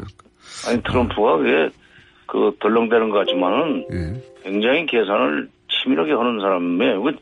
장사꾼 출신 아닙니까? 그래서 최종 주인공은 자기가 되는 그림인. 그렇죠. 네. 그러니까 종전선언을 먼저 하고. 왜냐하면 종전선언을 나중에 하면 그게 마지막에 성과물인 것 같으니까 그럴 수도 있겠군요. 예. 이런 전망은 어떤 언론도 안 했습니다. 먼저 할 수도 있다는 이야기도. 물론 가봐야 알긴 하겠는데 그런 가능성도 있다 정도로 제가, 알겠고요. 이거 이제, 아직, 우리 언론들이 이거 어떻게 읽어야 될지 정확한 분석이 안 나오고 있는데, 북미 정상회담도 전이고 그리고 남북 군사회담을 하기도 전인데 북한에서 서열 1, 2, 3위 군서열 1, 2, 3위를 교체했다 이런 뉴스가 나왔어요. 이게 어떤 의미가 있는 겁니까? 우선 대부분의 언론들이 온건파로 바뀌었다는 보도를 하던데 저도 그 점에 있어서는 동의를 합니다. 예. 네, 근데 북한은 근데 이번에 좀 인민무력부장이 된 사람이 예. 노광철. 그게 이제, 노광철 씨가, 그게 노동당 제2경제위원회 위원장이 했었어요. 예. 그 사람을 지금 인민무력부장을 시켰어요. 그 얘기는 예. 북한의 제2경제위원회는 이게 군수공업 다루는 데입니다. 군수공업이요? 예. 그러니까 군사경제 책임자예요, 군사경제. 핵무기 만든 쪽입니까? 그렇지, 핵무기 미사일 만들던 사람이에요, 그 사람이. 아하. 그러니까 총지휘자지. 그 사람이 인민무력부장이 되면은 비핵화를 하는 데 있어서 확실하게 실무적으로 전문성을 가지고 있으니까. 그렇구나. 빠른 속도로 얘기를 할 수 있고 결론을 빨리 낼 수 있죠. 아하. 인민무력부장이 다시 또 제2경제위원장한테 물어보거나 노광철한테 그 전에 그 누구야 인민무력부장이 누구였나 무슨 영식이었는데 박영식. 박영식이 영식이 저게 광철한테 물어봐야 돼. 근데 이 직접 그 인민무력부장을 맡으면 본인이 결론 내가지고 김정은 위원장 결심만 받으면 되는 거 아니에요? 그러니까 비핵화를 빨리 하기 위한 일종의 기술적인 조치라고 보고 나머지 총정치국장도 비교적 옹호파로 바꿨다고 그러는 것은 지금 군부 내 비핵화를 과감하게 하려고 하는 것에 대해서 좀 저항이 좀 있지 않나 하는 생각이 들어요. 그렇기 때문에 내가 이렇게 가는데 돼서 토달지 말라 하는 그런 메시지도 여기 담겨 있다고 생각합니다. 그러니까 그 다음에 또 리명수 저 총참모장. 예. 거기는 총참모장이 우리 합참의장 격인데 거기는 총참모장이 인민무력장보다 높습니다. 예. 우리 순서가 거꾸로예요. 근데 지난번에 했더니 졸더라고. 돌더란 얘기는 이 자리에서 왔다가 다시 저 자리에 가고 그렇다는 얘기입니까? 아니, 좀 졸았는데 그게. 졸았다고요? 예, 좀 불경죄지. 그렇군요. 그것도 있고, 이제 84세나 되니까. 네, 나이가 많군요. 총기도 좀 떨어졌을 거고, 빨리빨리 움직이려면은, 역시, 그보다 21살이나 아래인, 리영길? 네. 그 영길이 영식이 이름들이 다. 그런데 그쪽으로 좀 바꾼 거 보면은, 왜 빨리빨리 움직이려고 그러는 것 같아요. 그 다음에 총정치국장을 김수길로. 격식에서 김수길로 바꾼 거 보면은, 군부 내에서의 일종의 비핵화 프로세스를 빨리빨리 진행하는 것에 대한 비판적 시각이나, 이런 반론 같은 것을 사전에 누르는 그런 의미가 있고, 그러니까 이런 것도 미국에서 제대로 읽어줘야 돼요. 특히. 이쪽에서 그걸 제대로 읽어줘야 되고. 특히, 지금 이제 노광철 핵무기 제조 총책이었던 사람을 인민무력부장으로 앉혔다는 것은 본인이 핵무기 제조 과정을 알았기 때문에 비핵화 과정 역시 기술적인 이해도가 굉장히 높기 때문에 비핵화 과정을 신속하게 하기 위한 조치다. 그렇죠. 빨리빨리 할 수 있고. 그러니까 우리 국방부 쪽에서도 저쪽이 비핵화를 빨리빨리 할 준비가 돼 있고 또 판문점 선언과 관련돼서 국방부 파트가 있습니다. 네. 판문점 선언의 제2조는 전부 다 국방부 소관이에요. 항이 4개인가 있는데, 그거 잘 좀 철저하게 공부해가지고, 곧 열리게 되어 있는 14일날, 18날 열리던가 국방회담이, 장성급 회담은 처음부터 그 국방장관 회담을 열기 위한 준비 회담이라고 성격 규정을 하고 지금 시작을 하는 거예요, 18일 날. 그러니까, 6월 중에 열릴지 7월 초로 넘어갈지 모르지만 국방장관 회담이 그럴 경우에 노광철, 저쪽 인민무력상을 상대할 때 이쪽에 국방부 장관이 어떤 준비를 해야 되는가 하는 것도 좀 대비를 좀 해야 될 거예요. 그냥 가만히 있다가 나중에 나가서 써준 대로 읽어가지고는 안 되고 상당한 이론 갈 겁니다, 아마.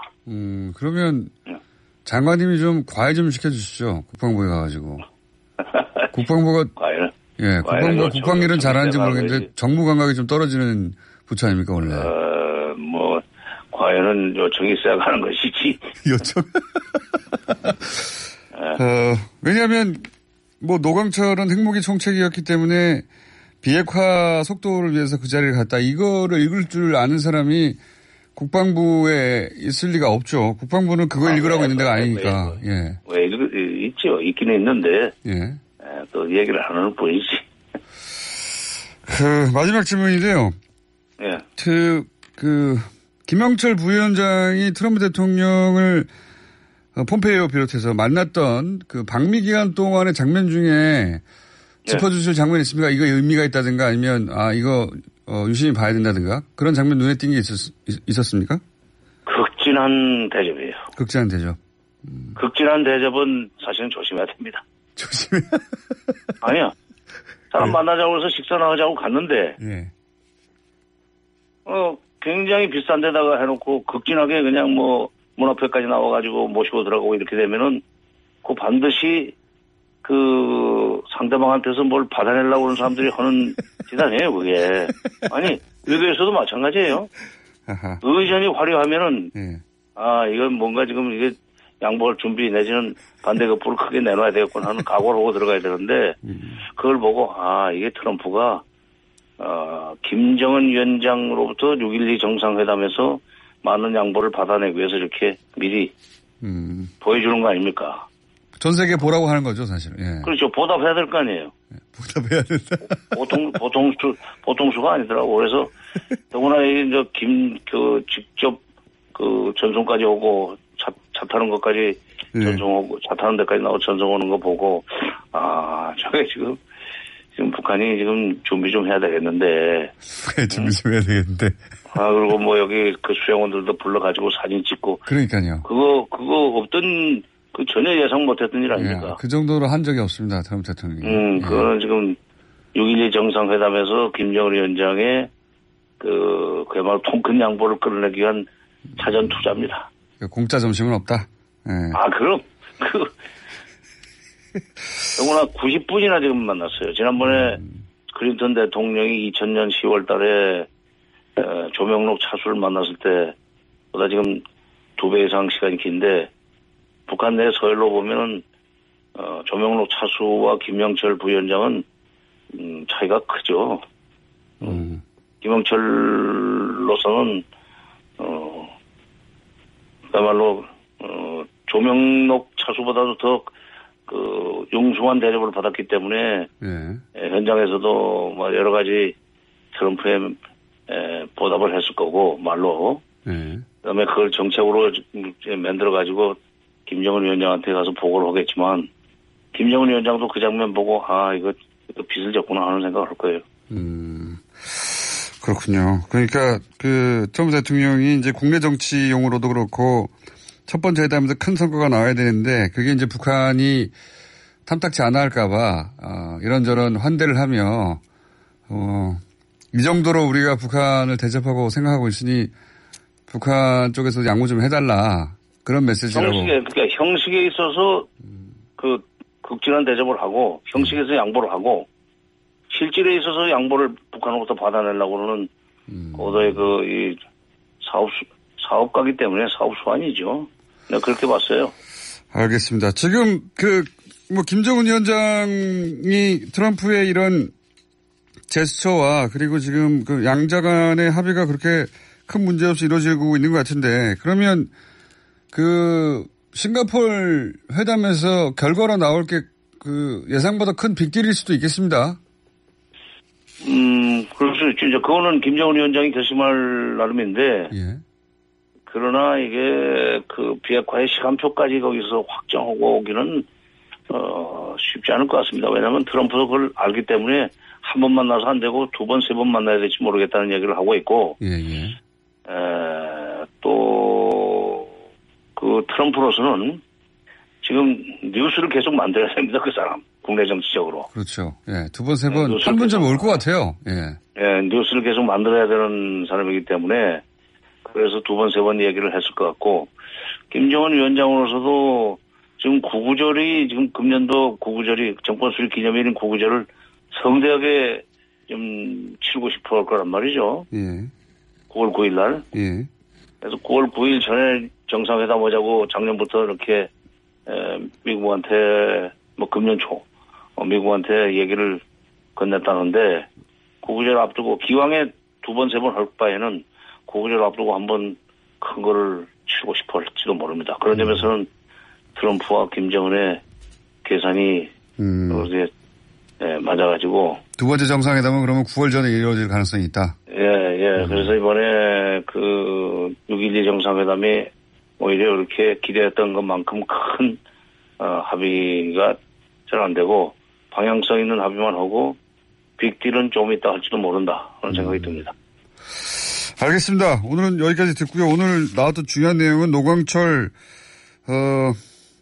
인민무력성 제1부상. 예. 아니 무력상. 무력상.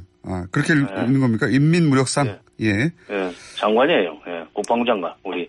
그렇군요. 노광철 인민무력상은 핵무기 제조 총책이어서 비핵화 과정의 기술적인 문제를 다 알고 있어서 비핵화 속도전을 하기 위해서 그렇게 했던 것이고, 환대는 트럼프가 김정은 위원장의 양보를 좀 받으려고 하는 것이고, 그리고 싱가포르는 갈 것 같다. 중국의 양해를 받아서.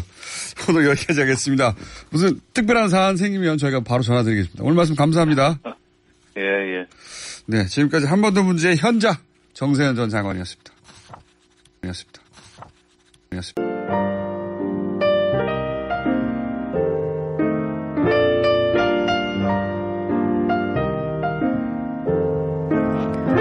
불친절한 AS. 네.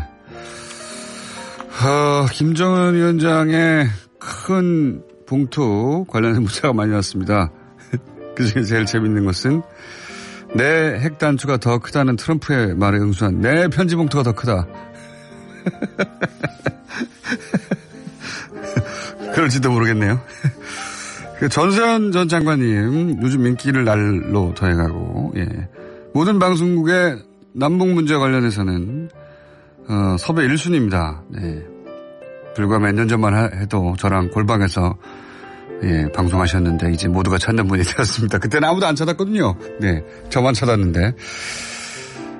문재인 대통령이 사전 투표하면 싱가포르 가는 거다라고 봐야 되지 않겠는가. 네, 그러니까요. 정세현 장관님의 별명도 많이 있네요. 제가 한 번 더 문제 현재라고 했더니 남북미 쪽집게, 작두 정세현, 내생남 전주현, 돗자리 정세현, 이런 것도 있고, 장관님한테 운세 봐주세요 이런 문자도 많이 옵니다. 남북미 문제에 관해서 전문가지 남의 운세는 안 봐주십니다. 그리고 오늘 문자가 많이 왔네요.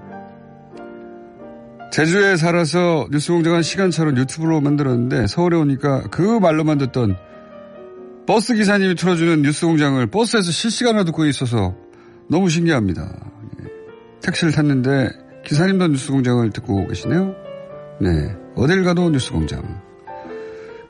이라는 말에 실감납니다. 해외 나가셔도 마찬가지입니다. 피할 수가 없어요. 여기까지 하겠습니다.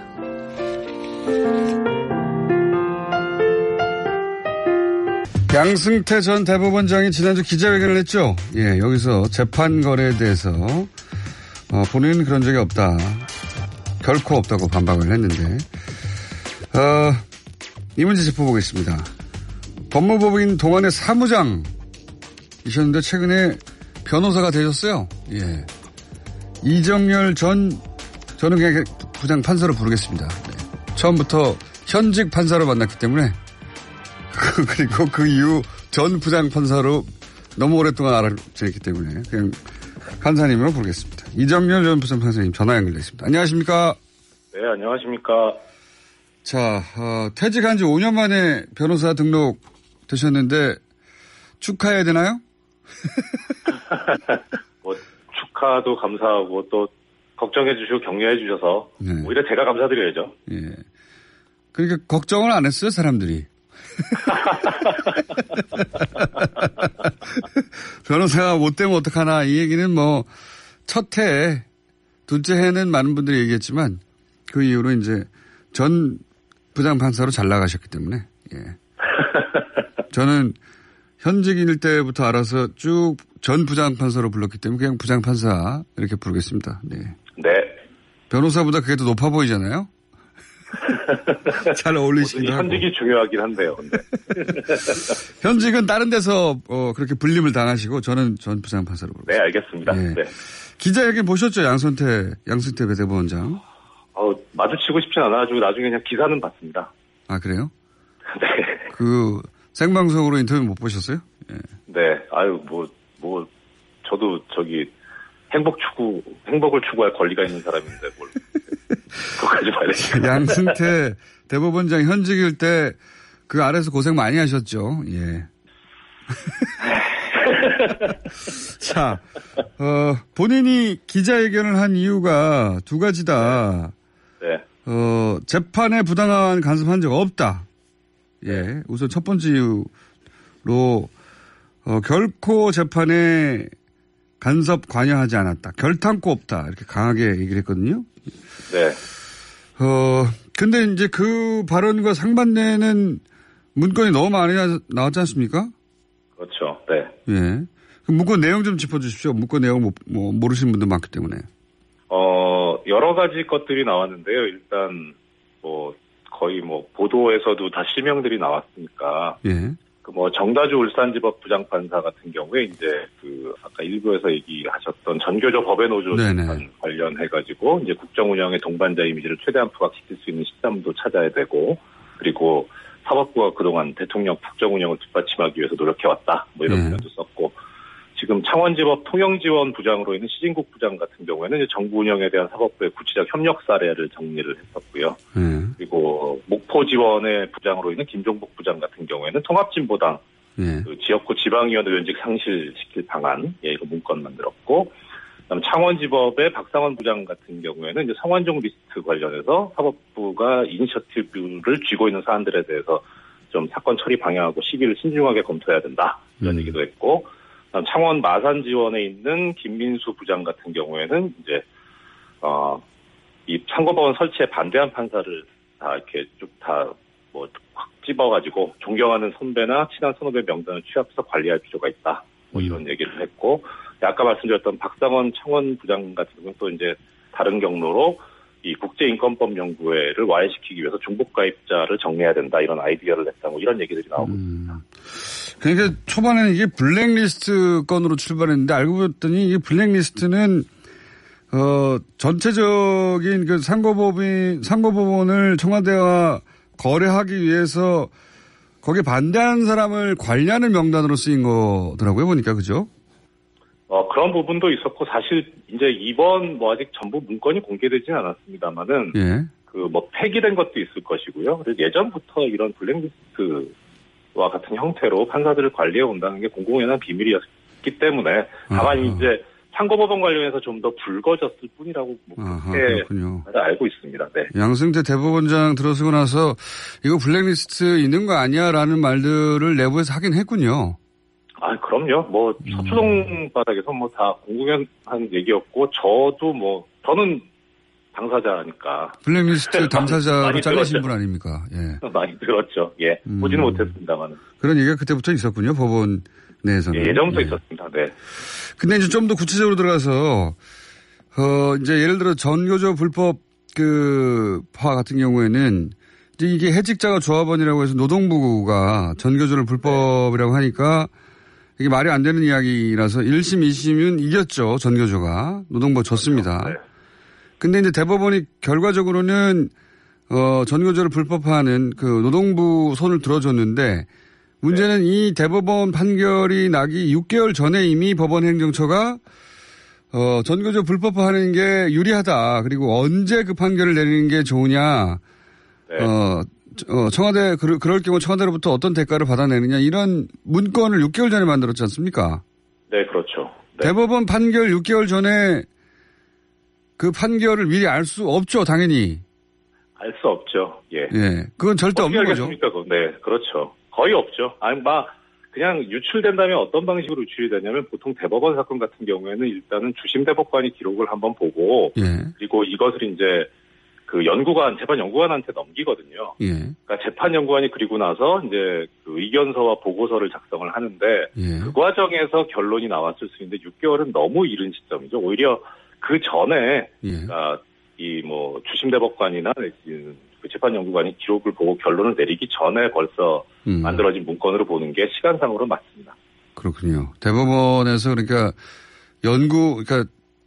연구원들이 연구를 해서 의견을 내고 그거를 판사가 그걸 참조해서 판결을 내리기 때문에 그 과정에서 그걸 본 사람에 의해서 유출될 수는 있다. 예, 그럴 수는 있는데 시간상으로는 좀 안 맞죠. 시간상으로는 6개월 전에 그걸 써놓을 일은 없다. 그렇죠. 뭐 선거 한두 달 전에 그랬다 그러면 이게 유출됐을 수도 있겠다 뭐 예상할 수는 있는데 6개월은 너무 길거든요. 그러니까 법원행정처가 거꾸로 대법원 판결이 그렇게 나도록 유도할 생각이 없었다면, 그죠? 이런 문건을 작성하는 게 말이 안 되는 거죠. 그렇죠. 그리고 사실 이게 뭐 이것도 대회비였는지는 모르겠는데 보통은 이제 이런 정도의 행정처에서 문건이 만들어지게 되면은 뭐 대법관이라든가 법원장까지 고위복 법원장까지는 회람이 되는 것으로 저는 알고 있거든요. 뭐 제가 본 건 아니라서 그 자리까지 가본 적이 없어가지고 잘 모르시지만 갈 수도 없었고요. 갈 능력도 안 되고 그래서 이게 그 아까 이제 공장장님 말씀하셨던 뭐 양대 법원장이 재직하면서 재판에 부당하게 간섭하거나 관여한 바가 없다라고 하는 얘기가 그러니까 간섭하거나 관여는 안 했을 수도 있어요. 직접적으로는. 근데 이런 게 이제 쭉 대법관들하고 보면 이게 지금 행정처에서 뭘 원하고 있구나. 그리고 뭐 대법원장이 뭘 원하고 있구나라고 하는 게 당연히 이제 뭐 알게 되는 거죠. 그리고 이런 걸 왜 만들고 회람을 시키느냐. 하지 마라라고 하면 이게 대법원장 뜻이 그게 아니구나라고 거꾸로 갈 텐데 근데 그게 그대로 유지가 된 상태니까 굳이 뭐 간섭이나 관여할 필요가 없는 게 당연히 이게 대법원장의 어떤 의중이 담겨 있는 문건이 만들어지는 거니까 그렇게 다니는 거죠. 그러니까 뭐 그거는 대법관들이 보고 이거 원장 생각이 이렇구나 아는 거죠. 그렇게. 아하. 그러니까 법을 다루는 분들이기 때문에 직접 가가지고 너 판결 이렇게 해.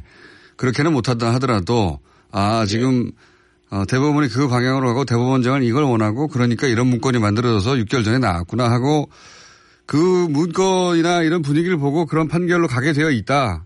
그렇죠. 그러니까 그리고 대법원장이 자신 있게 나는 부당하게 간섭하지 않았다 이렇게 말하는 거군요. 왜 대법원장도 대법원장이지만 사실 판사들 일반적으로 보면 자기 기억하고 다르지 않는 한 거짓말을 잘 안 해요. 그거는 그 종특이라 그래서 이 부당하게 간섭하거나 관여한 바가 없다라는 말은 맞을 거예요. 왜냐하면 직접 지시는 안 하거든요. 그 어떤 세상인데 직접 지시를 하겠어요. 그러니까요.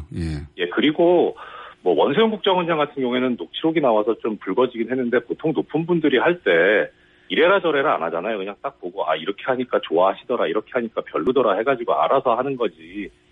뭐 그거를 갖다 뭐 간섭했다 관여했다 뭐 전화해가지고 이 판결은 뭐 원고 승소로 하시라고 뭐 이런 식으로는 할 리가 없거든요. 그건 그러니까 이 양승태 전 대법원장이 자신 있게 기자회견을 한 것은 본인이 직접 간섭하지 않았다. 누가 그러면 직접 간섭하냐 이 말씀이군요. 그런 분위기만 만들어가면 되는데. 그렇군요. 이건 어떻습니까?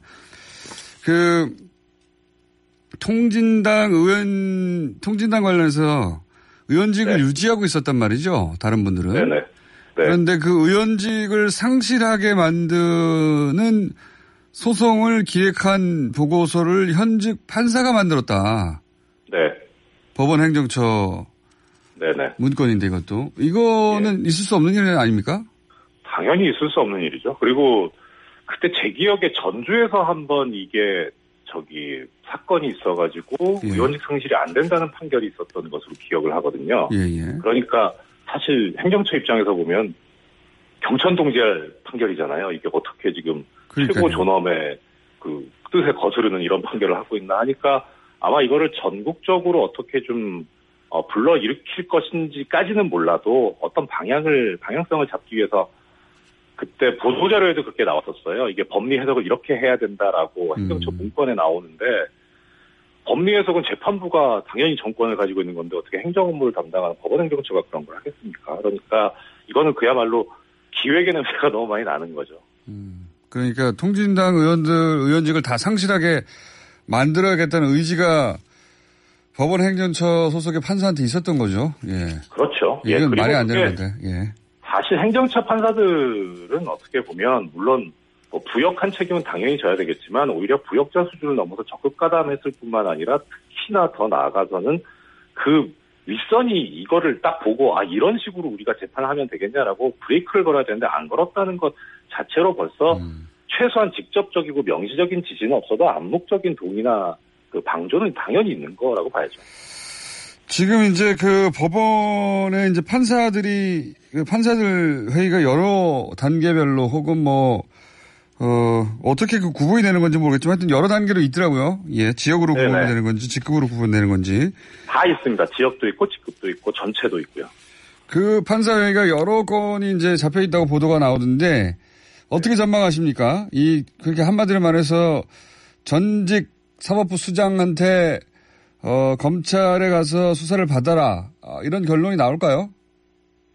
쉽지는 않을 겁니다. 일단 판사들 자체가 명시적으로 그렇게 표현하는 것 자체를 안 좋아하는 데다가 있고, 예를 들어서 신영철 전 대법관 재판 배당 부당 개입할 때도 사실 두리뭉실하게 넘어갔었거든요, 표현들이.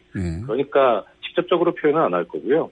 그리고 법원 내에도 사실 그동안 이제 많이 그 순치가 돼 오고 그랬기 때문에 양대 법원장을 옹호하는 세력이 상당하거든요. 그러니까 그렇게 쉽지는 않을 거고, 가장 중요한 것은 그 국민 여러분들께서 봐주셨으면 하는 게, 이게 사실 지금 법원이 혐의를 받고 있고 법원이 문제가 되는 거잖아요. 그런데 법원이 스스로 지금 예전부터 해오던 판단자의 지위에 있으려고 하거든요. 지금 판사회는 사실 그렇게 저는 중요하지 않다고 생각하는 게, 자기들이 지금 어떠한 조사의 대상이 되고 있는 사람들이 어떤 판단을 해가지고 이렇게 하자 저렇게 하자 왈가왈부할 수 있는 자격이 있는가?